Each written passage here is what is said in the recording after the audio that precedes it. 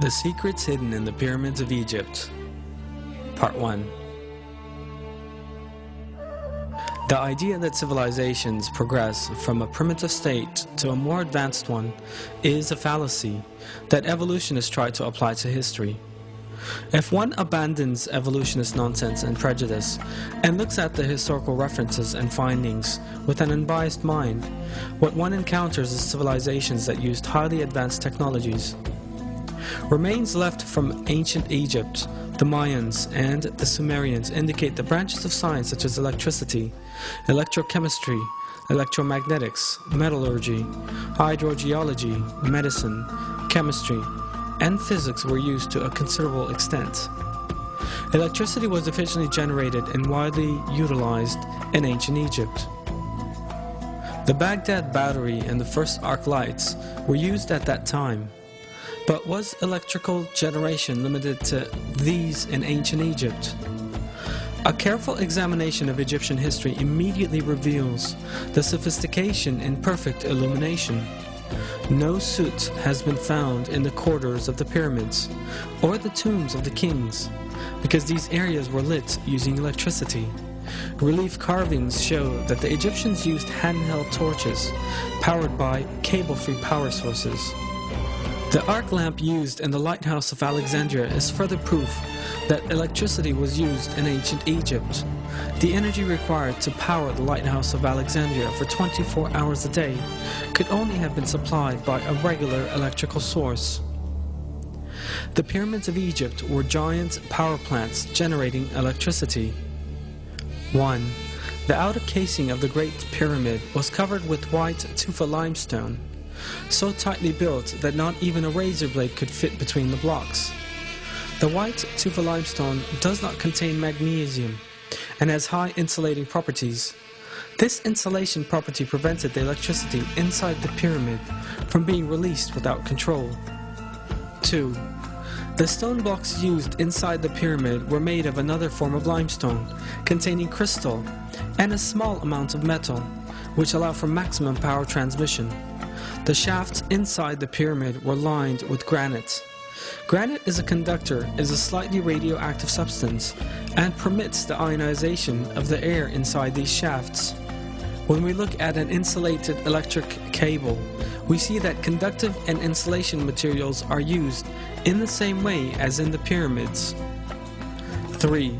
The conductive and insulating properties of the pyramid are an example of flawless engineering. However, a source of energy is needed for electricity generation. The Giza plateau where the pyramids stand is full of underground water channels. The pyramids rise above the limestone layers, the spaces between them being full of water. These special layers of rock that transmit electricity upward as they carry underground water to the surface are known as aquifers. The high volume flow of the River Nile that passes through these aquifers produces an electric current. This is known as physioelectricity.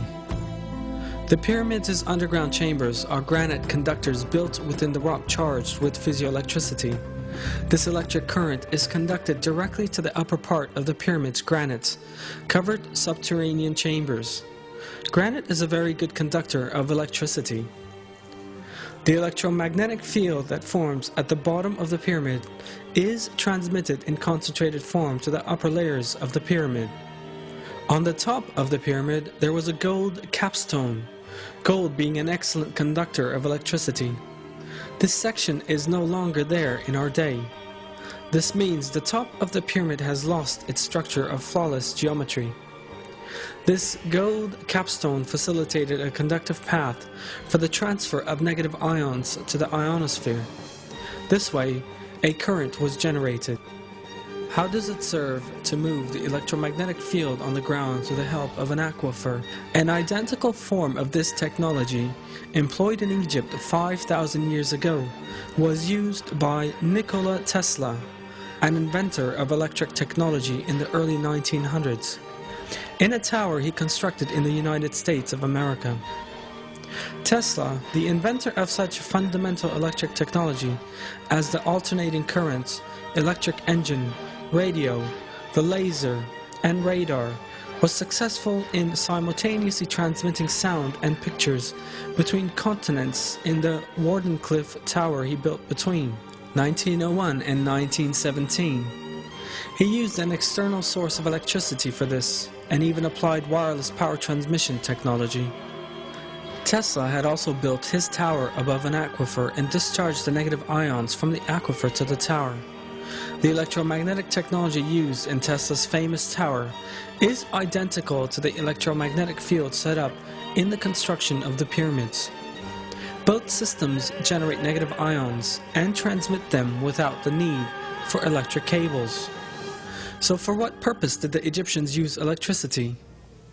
Relief carvings clearly show that the Egyptians used handheld bulb-type lamps powered by a cable-free electric source. These bulbs are reminiscent of Nikola Tesla's descriptions to show that his alternating current was safe.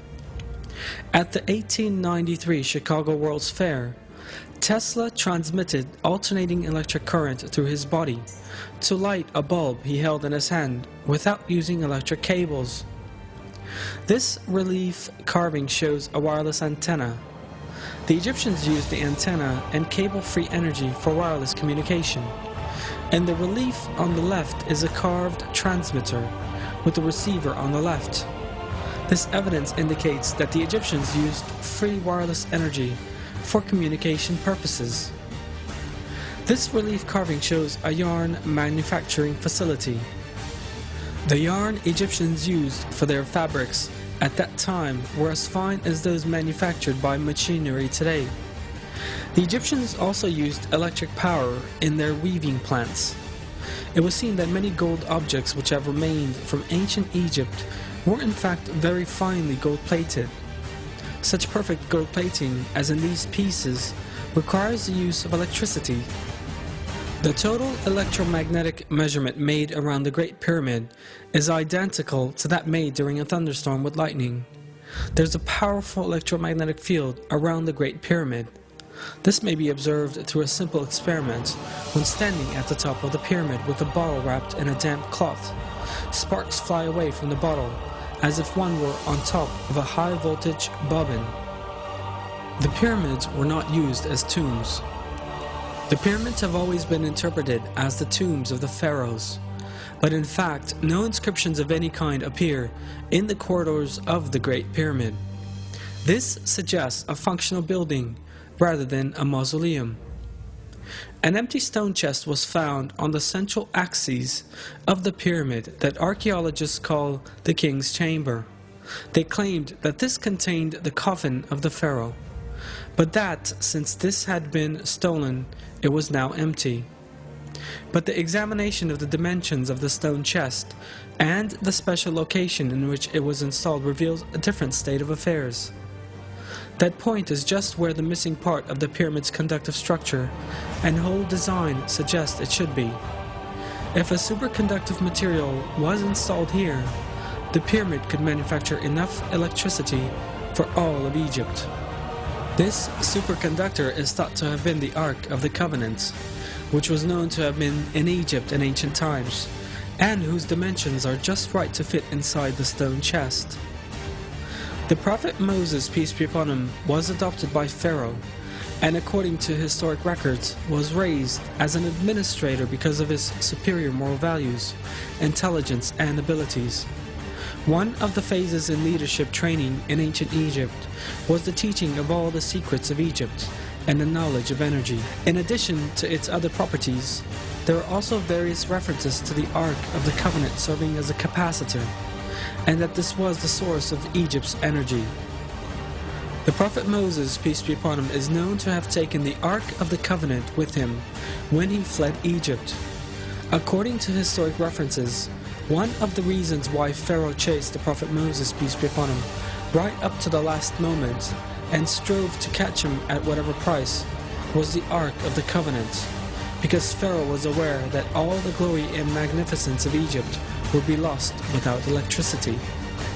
Historic references also show that Egyptian civilization reached its peak during the reign of Ramses II, who lived at the same time as the prophet Moses, peace be upon him. But those civilizations collapsed in less than 10 years, after Ramses II, and Giza was even abandoned. The city, once the center of civilization, remained deserted until the next dynasty settled there. Were the Egyptians the only society to utilize wireless electrical technology? The relief carvings left by the Mayan and Assyrians also contain images of similar techniques to those implied in the pyramids. All this information once again goes to demonstrate that there were no primitive people and societies in the past, as evolutionists would have us believe. In terms of civilization, more or less developed communities have lived side by side at all times throughout history. A society that existed thousands of years ago enjoyed a far more advanced technology compared to one living in the 20th century. And this shows us that development is not part of an evolutionary process. In other words, that there is no linear advancement from a primitive level of civilization to a more developed one in history.